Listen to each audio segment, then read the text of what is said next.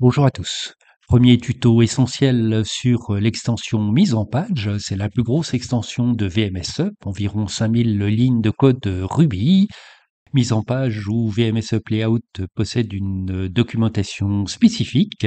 Sous VMSUP extension plugins, j'ai un répertoire qui s'appelle doc et dans ce répertoire, je trouve VMSUP Layout.pdf, donc une documentation au format PDF qui va comporter toutes les explications nécessaires sur la façon dont l'extension fonctionne.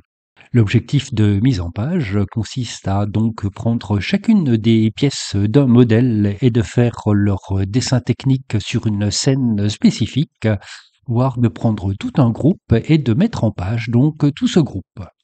Lorsque je lance mise en page, j'ai un menu spécifique qui apparaît et on va voir chacun des pictogrammes, ses fonctions. Premier pictogramme, ajout d'une scène ou de scènes qui va consister donc à mettre en page des composants. Soit j'ai des composants qui ont été sélectionnés, ce que je vais faire ici, j'ai un groupe, je sélectionne celui-ci et celui-là et je les mets en page, je clique et j'ai donc deux scènes qui sont créées avec les deux composants qui avaient été sélectionnés. Il y a création d'une scène initiale avec tous les éléments contenus dans le modèle, plus pour chacune des pièces que j'ai sélectionnées, une scène spécifique. Je suis revenu en arrière et rien n'a été sélectionné. Je lance cette commande-là et au survol d'une pièce, j'ai le nom de la pièce qui apparaît. Je peux la cliquer et donc la sélectionner. Je vais prendre ces pièces-là. Si une pièce avait déjà été cliquée et que je la sélectionne, elle se désélectionne. Je prends donc ces quatre pièces-là, clic droit souris, faire une mise en page, et les quatre pièces ont été mises en page. J'ai mes quatre pièces ici avec les quatre scènes qui ont été créées. Chaque scène correspond à une mise en page de la pièce. Ici, un panneau. J'ai au centre une vue de face qui représente la pièce avec son parement. Et comme pour le dessin technique, j'ai ici une vue de dessus en dessous, une vue de droite à gauche et une perspective. Si on active Orbit, on voit que la pièce a été dupliquée autant de fois qu'il faut de vues. La représentation se fait donc en vue de dessus et la caméra, c'est la projection parallèle qui est allumée. Si j'édite ici, je vois que j'ai un groupe et à l'intérieur de groupe figure donc le composant. Ici, j'ai un groupe qui s'appelle Info sur l'entité qui s'appelle Front avec le nom de la pièce derrière. Ici, j'ai un groupe qui s'appelle Top avec le nom de la pièce derrière et ainsi pour toutes les autres vues. Donc chaque instance de la pièce est mise à l'intérieur d'un groupe. On verra la raison de cela quand on regardera les cotations. Je reviens sur la scène initiale qui comporte l'ensemble des pièces du modèle. Si je regarde ici, il s'agit d'un groupe et le deuxième icône va consister à pouvoir mettre en page un groupe si celui-ci est sélectionné. Je l'ai sélectionné, je clique, le groupe se met en page. Nous remarquons que la vue de face n'est pas la plus judicieuse. Si je regarde le groupe ici, que je regarde ces axes, la face rouge-verte est bien celle-ci, et donc le parement du groupe est considéré comme celui-ci. Je retourne dans la mise en page de la porte et je vais pouvoir la faire tourner. Ici, je vois l'axe rouge, l'axe vert et je prends l'axe bleu dans la figure. Je peux, avec cette icône-là, faire tourner suivant l'axe rouge. Je vais donc faire tourner la vue de face suivant l'axe rouge et les autres vues vont se mettre en place automatiquement. J'ai donc retrouvé ici une mise en page qui me satisfait. Le second icône permet donc d'ajouter des groupes lorsque celui-ci étant sélectionné. Le premier, c'est simplement des composants, donc des pièces. Cette icône-ci, cotation, fera apparaître un menu spécifique cotation. On regardera ça plus tard. Et ensuite, j'ai 5 possibilités, donc d'inverser la vue, de faire tourner autour de l'axe rouge, de l'axe bleu ou de l'axe vert, et de faire une vue symétrique. Ici, la première chose, inverser la vue. On va simplement sur la vue de face faire apparaître le contre-parement au lieu du parement. Je fais apparaître le contre-parement. On voit le contre-parement qui apparaît et je peux changer de fois autant que je le souhaite. Nous avons vu qu'on peut faire tourner la vue de face autour de l'axe rouge. On peut également la faire tourner autour de l'axe bleu.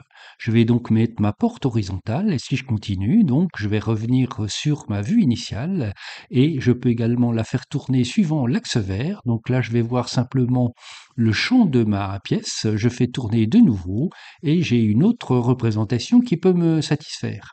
La dernière possibilité, c'est de pouvoir symétriser la pièce. Je vais effacer provisoirement cette vue-là, faire un zoom étendu, et on va symétriser la pièce suivant tout au moins sa représentation, suivant un plan perpendiculaire à l'axe bleu. Je vais donc symétriser ma pièce, et donc là, je vois le parement ou le contre-parement de ma pièce. C'est donc une autre façon de procéder que inverser la vue.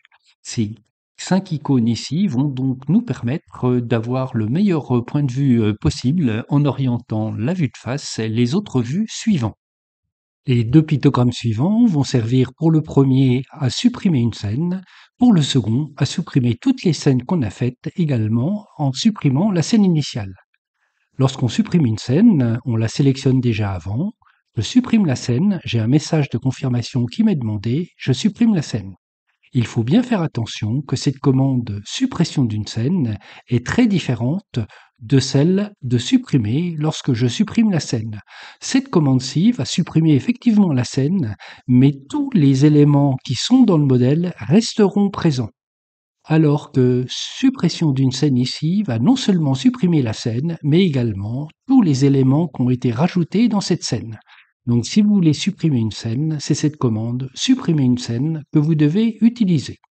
Si je souhaite remettre cette scène-là, je vais dans la scène initiale, je lance le plugin générer d'une scène, je vois la pièce qu'il faut régénérer, je clique droit souris, faire la mise en page, j'ai retrouvé ma mise en page.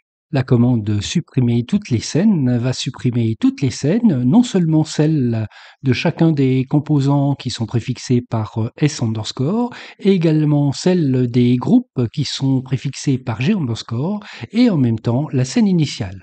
Je peux être n'importe où, je suis sur cette scène-ci, je lance supprimer toutes les scènes, on me demande un message de confirmation, toutes les scènes ont été effectivement supprimées. Donc les scènes sont supprimées, mais également tous les éléments du modèle qui appartenaient à chacune de ces scènes-là. Le pictogramme suivant écartement va nous permettre de gérer l'écartement entre les différentes vues. Pour l'instant, dans le fichier paramétrage, ce qu'on regardera, l'écartement est à 25 mm. Je peux changer cet écartement, c'est-à-dire que la présentation va s'aérer. Il était de 25 mm. Je peux le passer à 100 mm, valider, et on me demande si je veux le faire uniquement pour cette scène-là ou pour sur toutes les scènes. Je vais le faire uniquement sur cette scène-là.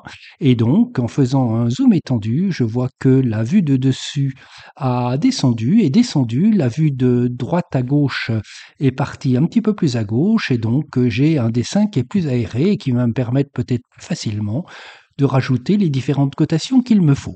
Voici pour ce premier tuto essentiel mise en page. Dans le tuto suivant, on regardera le cartouche, la mise à l'échelle d'une vue, également comment rajouter une vue, tout ce qui est sens de la pièce, empreinte, mise à jour du modèle et naturellement tout le paramétrage de cette mise en page.